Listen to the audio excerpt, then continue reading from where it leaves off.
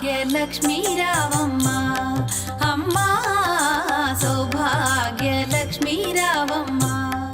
వాద్యం ఘోషయామి అన్నప్పుడు వాద్యం మ్రోగించు. నీకు ఇవేమీ కాదా, వచ్చి కూర్చుని జపం చెయ్యి. అన్నిటిలోకి దేవాలయానికి చెయ్యగలిగిన మహోపకారం ఏమిటో తెలుసా? నేను ఆ మాట చెప్తే మీరు తెల్లబోతారు. ఒక గుడికి చేసే మహోపకారం ఏమిటి అంటే గుడికి వెళ్ళడమే. ఎందుకో తెలుసా? ఎంత పెద్ద గుడి కట్టనివ్వండి, ఎంత శోభస్కరంగా కట్టనివ్వండి, చుట్టుపక్కల ఉన్న వాళ్ళు ఎవ్వరికీ గుడి మీద శ్రద్ధ లేదు, ఎవరూ గుడిలోకి రారు. అప్పుడు ఆ గుడి ప్రయోజనం ఏమిటి? అది అత్యంత ప్రమాదకరమైన సంకేతం. అమ్మ అన్నం వండి అక్కడ పెట్టింది, ఆకలి పిల్లవాడికి ఉంది, తినడు. ఇప్పుడు ఏమవ్వాలి? ప్రతిష్ఠ చేసి అనుగ్రహ కటాక్షాన్ని ఇవ్వడానికి ఈశ్వరుణ్ణి నిలబెట్టారు. దేవాలయాల్లో పరమేశ్వరుడు మన ఆర్తి తీర్చడానికి సిద్ధంగా ఉన్నాడు. మనశ్శాంతి కావాలి, ఏదో కోరిక తీరాలి. కోరిక అన్నప్పుడు మీరు ఒక్క విషయం గుర్తుపెట్టుకోవాలి. ఏ కోరిక తీరకపోతే అసలు జీవితానికి ఒక ఇది ఉండదో, ఒక సిద్ధి ఉండదో. ఏది అత్యంత ప్రధానమో, ఏదో పెళ్ళవ్వాలి అనేటటువంటి ఓ కోరిక ఉంది, పెళ్ళి అవ్వలేదనుకోండి, గృహస్థాశ్రమంలోకి ఎలా పెడతాడు?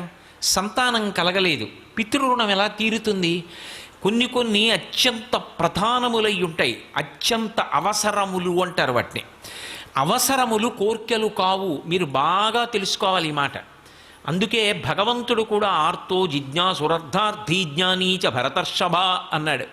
ఆర్తి కలిగిన వాడు, కోరికున్నవాడు నన్ను ఆశ్రయిస్తాడన్నాడు. కోరిక అంటే నాకు పెళ్ళవ్వాలని కోరుకుంటే అవసరం, నాకు కొడుకు పుట్టాలని కోరుకుంటే అవసరం, నాకు కూతురు పుట్టాలని కోరుకుంటే అవసరం, నా భార్యా బిడ్డల్ని పోషించుకోవాలి అని నేను కోరుకుంటే అవసరం, నా కూతురికి ఒక ఆపదొచ్చి ఆ ఆపదొచ్చినటువంటి కూతురు ఆపద నుంచి గట్టెక్కి దాని ఆరోగ్యం బాగుండాలని నేను కోరుకున్నాను అనుకోండి. ఒకప్పుడు నా కూతురు నాలుక తెగిపోయింది, తెగిపోతే నేను నా కూతురు నాలుక అంటుకోదు అంటే అంటుకోవాలి అని ఎన్నో దేవాలయాలకి పాదయాత్రలు చేశాను.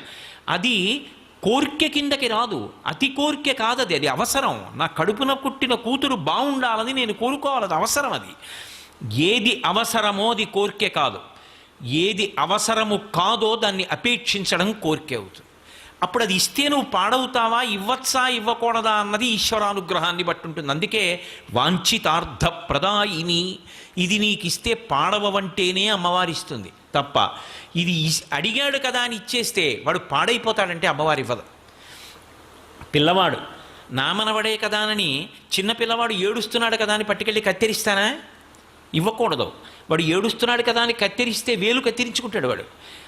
ఏమార్చి ఇవ్వకుండా ఉంటాను, ఏది అవసరమో అది ఇస్తాను. వాడు బువ్వ కావాలని ఏడుస్తున్నాడు అనుకోండి, ఎంత పనిలో ఉన్నా తీసుకొచ్చి వాడికి ఏదో ఒకటి పెడతాను. వాడికి అవసరమైంది తీర్చాలి, అవసరమైనది కోర్కె కాదు, అవసరము కానిది కోర్కెకు వస్తుంది. వేదాంత శాస్త్రంలో మాటల వెనక ఉండేటటువంటి గాంభీర్యాన్ని తెలుసుకుని ఉండాలి. కాబట్టి మనకి కావలసినటువంటి ప్రాథమికమైన అవసరములు కూడా తీరలేదనుకోండి, తినడానికి అన్నం కావాలి, బట్ట కట్టాలి, ఉండడానికి ఒక ఆవాసం ఉండాలి. ఇవి ప్రాథమికమైనటువంటి అవసరాలు. ఇవి లేవనుకోండి, ఇది ఎవరికి లేవో వాడు కేవలముగా వాడొక్కడే దుఃఖపడడం, వాడిని ఆశ్రయించి ఉన్న వాళ్ళందరూ దుఃఖపడతారు. వాడి భార్య, వాడి బిడ్డలు, వాడి బంధువులు, వాడి స్నేహితులు అందరూ బాధపడతారు. అయ్యో పాపం వాడికి అన్నం లేదురా, తినడానికి అన్నం లేదురా, మొహమాటస్తుడు, ఎన్నాళ్ళు మనం పెడతాం, అసలు తిన్నాడో తినలేదో, ఇవాళ భోజనం చేశాడో చేయలేదో, ఎంత బాధపడతారు.